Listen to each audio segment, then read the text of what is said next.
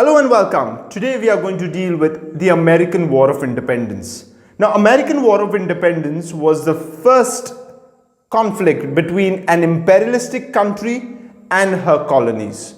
This chapter is going to be interesting, so stay with me right to the end. Let's get into this class. Now, before that, if you have not already subscribed to this channel, do hit the subscribe button so you get all my future classes. Let's get into this class. Christopher Columbus discovered America in 1492, and the further explorations by John Cabot, Amerigo Vespucci initiated the process of colonization.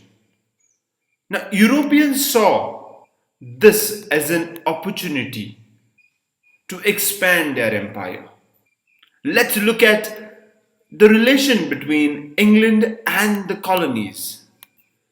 Between 1600 and 1732, England had 13 colonies in America.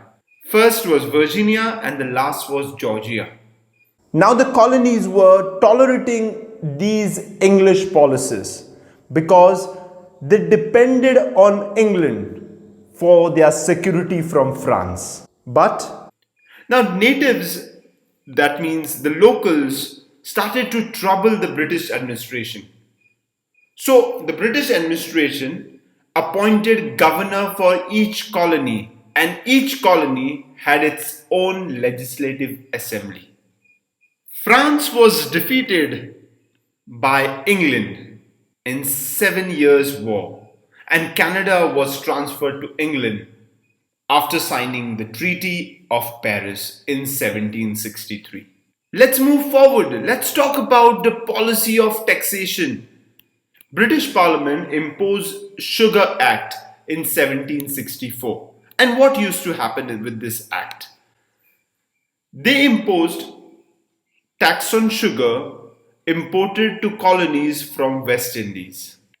They also introduced Stamp Act in 1765. Now, according to this, a duty or tax was imposed on all written documents such as newspapers, pamphlets, legal documents, including playing cards. People had to pay taxes. Colonial people passed a resolution.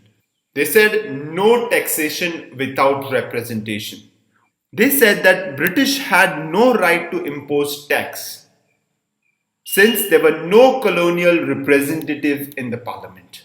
Britishers did not listen to this, and they introduced another form of tax named Townshend Act in 1767, and they imposed duties on glass, paper and paints. But with immense pressure, they had to withdraw this tax. Let's talk about a Boston Tea Party. In 1773, the East India Company set up in England got a monopoly right to do tea trade with her colonies. Now this time colonial people resented. And what happened in 1773 was a ship loaded with tea boxes anchored in Boston Harbor. And few colonists went into the ship dressed as Red Indians and threw all the boxes into the sea. And this was called as Boston Tea Party. Let's listen to it one more time. Boston Tea Party, 1773. East India Company from England got a monopoly right to do tea trade with colonies. In 1773, British ship loaded with tea boxes anchored on Boston Harbor, and the colonists dressed as Red Indians entered into the ship and threw all the boxes into the sea. This was called as Boston Tea Party. Let's move further. Let's talk about a Continental Congress. First Continental Congress was held in Philadelphia on 5th September 1774. And the representatives from 12 colonies were present out there.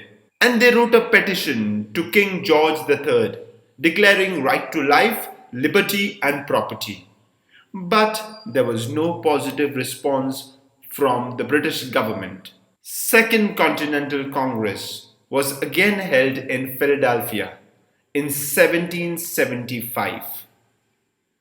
In this, a continental army was formed, and George Washington was appointed as commander-in-chief of the colonial army. But 1776.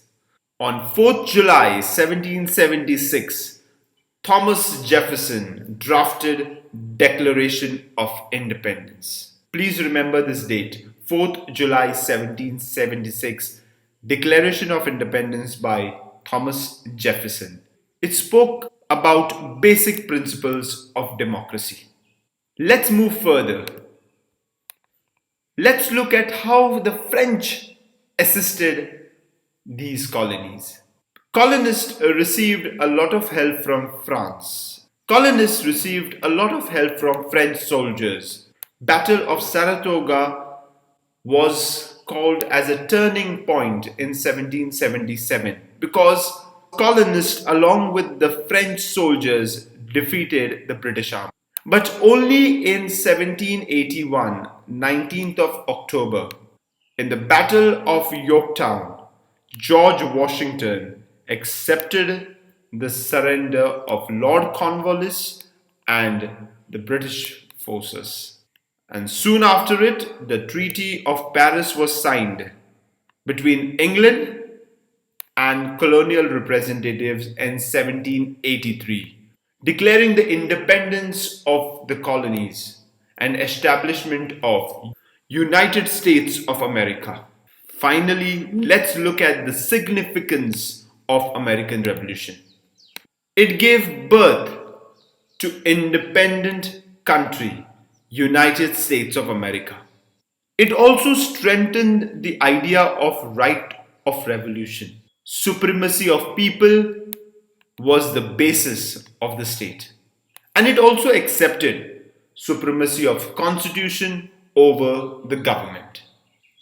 American Revolution influenced movements around the world. In fact, they say that there wouldn't be French Revolution if there was no American Revolution.